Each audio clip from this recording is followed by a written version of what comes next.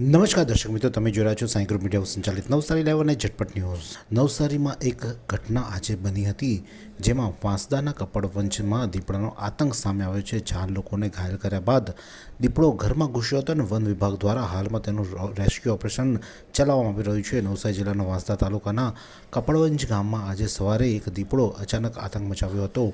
દીપડો ગામના ફળિયામાં પ્રવેશ્યો અને સૌથી પહેલાં એક ઘરમાં ઘૂસ્યો હતો।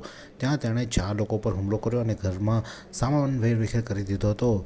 ઇજાગ્રસ્ત થયેલામાં કાલુભાઈ માંદા ભોઈ ઉંમર વર્ષ 40, પ્રતાપભાઈ શંકરભાઈ ધૂમ ઉંમર વર્ષ 35, પ્રતિકભાઈ સુભાષભાઈ મહાલા ઉંમર વર્ષ 25 અને ગિરીશભાઈ ઉંમર વર્ષ 35 આમ 4 લોકોને દીપડાએ ઇજાગ્રસ્ત કર્યા હતા અને ત્યાંથી તે બહાર નીકળી અને બાજુમાં બીજા એક ઘરમાં જઈને સંતાઈ ગયો હતો। ઘટનાની જાણ થતાં વન વિભાગની ટીમ ઘટનાસ્થળે પહોંચી ગઈ હતી। હાલ દીપડો ગામના બીજા એક ઘરમાં જ્યાં ભરાયો છે ત્યાં તેને પકડવા માટેનું રેસ્ક્યુ ઓપરેશન શરૂ થઈ ગયું છે।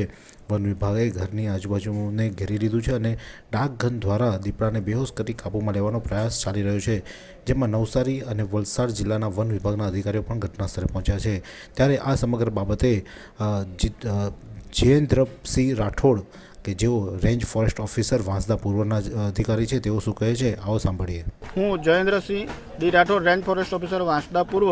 આજરોજ વાંસદા પૂર્વ રેન્જના કપડવંજ ગામે વન્યપ્રાણી દીપડા દ્વારા માનવ ઈજા પહોંચાડવાના બનાવ બનેલ છે, જેમાં વન્યપ્રાણી દીપડાને પાંજરે પૂરવાની કવાયત હાથ ધરવામાં આવેલી છે અને જે ઘરમાં ઘૂસેલ છે તે ઘરમાં એને કેદ કરી દેવામાં આવેલ। માનવ વસ્તી પર હુમલાનો આ પહેલો બનાવ નથી। વાંસદા તાલુકાના વિવિધ ગામોમાં અગાઉ પણ દીપડાના હુમલાઓથી 3થી વધુ ઘટનાઓ બની ચૂકી છે, જેમાં એક બાળકી, એક બાળક અને એક વૃદ્ધ પણ નિશાન બની ચૂક્યા છે અને તેમને પણ આ જ રીતે દીપડા દ્વારા હુમલો કરવામાં આવ્યો હતો।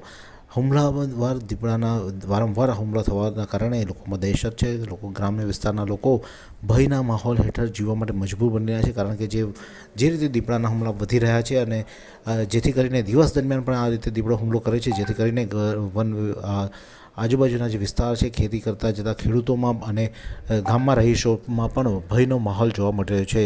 ત્યારે આ જ પ્રકારના અવનવા સમાચારો માટે જોતા રહો નવસારી લાઈવ અને ઝટપટ ન્યૂઝ। આ સુંદર સૃષ્ટિને નિહાળવા માટે હજારો લોકો પાસે દ્રષ્ટિ નથી અને એ ત્યારે જ શક્ય બને જ્યારે કોઈ ચક્ષુદાન કરે। તો તમારા સ્વજનો સાથે મળી એક સુનિશ્ચય લઈએ, ચક્ષુદાનને પરિવારની પરંપરા બનાવીએ। Visit Sant Punit Chakshu bank, Rotary eye institute Navsari. Call 7069006329।